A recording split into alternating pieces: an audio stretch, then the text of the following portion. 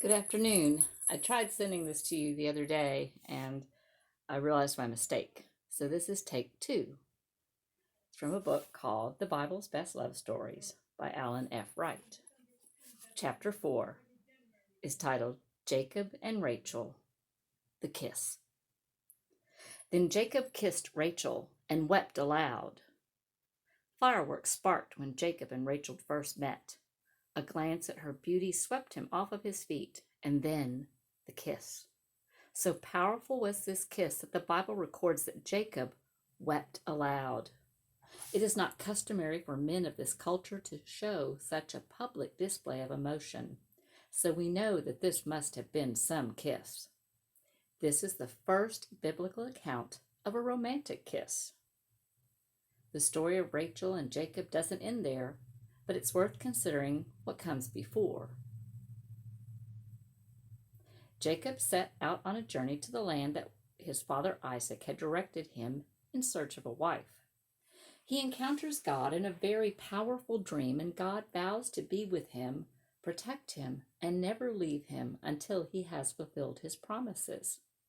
Jacob renames the place Bethel and marks it with a memorial stone. Jacob arrives in Haran and comes upon a well with 3 flocks of sheep surrounding it. During this time, wells were dug into the ground and a stone was placed directly on top of the opening to prevent both people and animals from falling in. After making some inquiries as to whether the shepherds at the well knew of his family living in the region, he then asked why they had not watered the sheep. They responded that they had to wait for the 4th shepherd to arrive so they can move the stone off the well. Then along comes Rachel with her father's flock.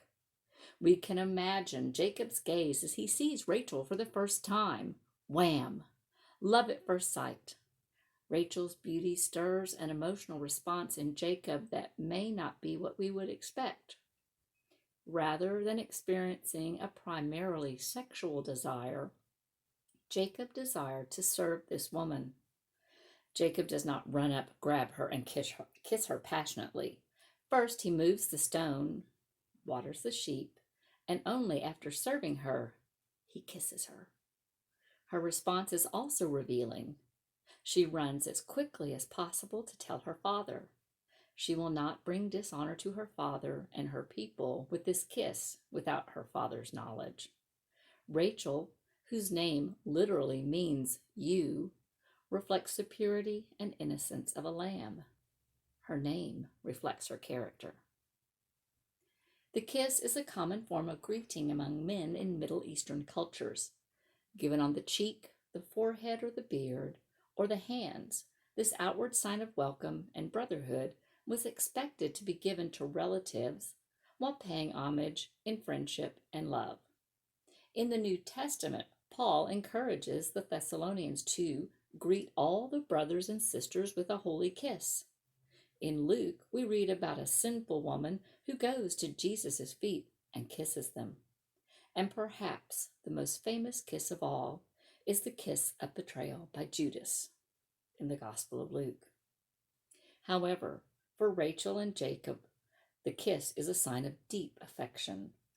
These first things, this mutual respect at their meeting, bode well. They have a true passion for one another. But does all that starts well end well? As the story moves on, we read of Rachel's father, Laban, who has an older daughter called Leah. Jacob asked for Rachel to be given in marriage in return for 7 years of service to him. Because Jacob had no money or possessions to give Laban, his work was all he had to offer.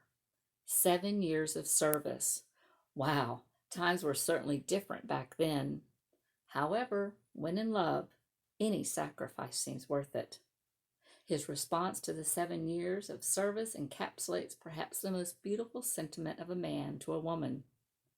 So Jacob served 7 years for Rachel, yet they seemed to him but a few days because of his love for her.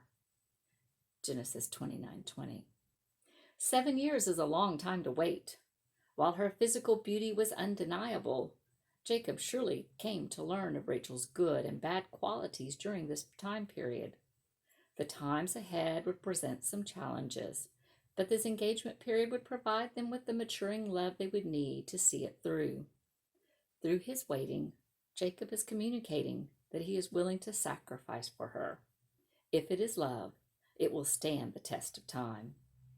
As the 7 years come to an end and the big day is upon them, Jacob suffers an intolerable blow. Laban switches daughters.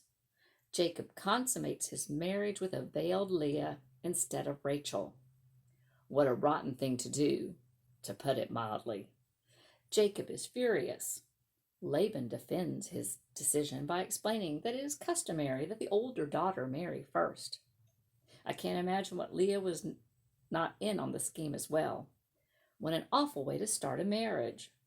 The long-term consequences for a marriage built on dishonesty and deceit are always painful and agonizing. After the bridal week is over and the wedding festivities conclude, Laban changes his mind again and agrees to allow Jacob to marry Rachel if Jacob agrees to work for 7 more years without pay.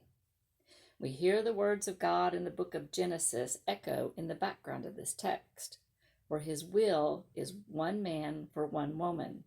Yet this patriarch enters into a bigamous relationship. What were his alternatives? Should he have stayed married to Leah? He could have rejected her on their wedding night. He could have learned to love and serve her. After all, Jacob's father was forced to accept the consequences of Jacob's deceit in impersonating his brother Esau. A tall order, but he could have accepted this as God's will for his life. Rachel, seeing that Leah bare Jacob children, becomes furious and envious and demands of Jacob, give me children or I shall die. Rachel's demeanor was changing, and on a human level, who can blame her?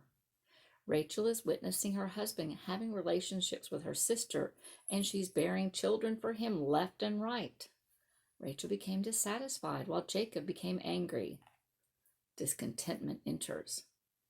In a move that seems quite bizarre to our cultural norms, Rachel gave her handmaid, Bilhah, to Jacob so that he could have a son by her, and she conceived twice.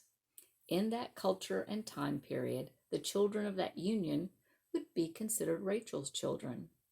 Later, in Genesis 30:14 through 15, we read that she allows Leah to sleep with Jacob in return for a few mandrakes. The union that God brought together was turning into a circus. While Rachel's jealousy is evident and her attitude has changed, only once does Scripture reveal that Jacob became angry with her. Jacob never loved Rachel any less. His protective love of her never diminished throughout their remaining years together. We read of Jacob near the end of his life in Genesis 48:7, blessing his sons and remarking that, I came from Paddan, Rachel died to my sorrow. She is buried on the road leading from Bethlehem to Jerusalem. This love story begins with service and a kiss. Rachel and Jacob's lives together take some unexpected twists and turns, but through their love and suffering, a nation will be born. Jacob's sons will form the 12 tribes of Israel and will bear fruit far beyond what he and Rachel can imagine.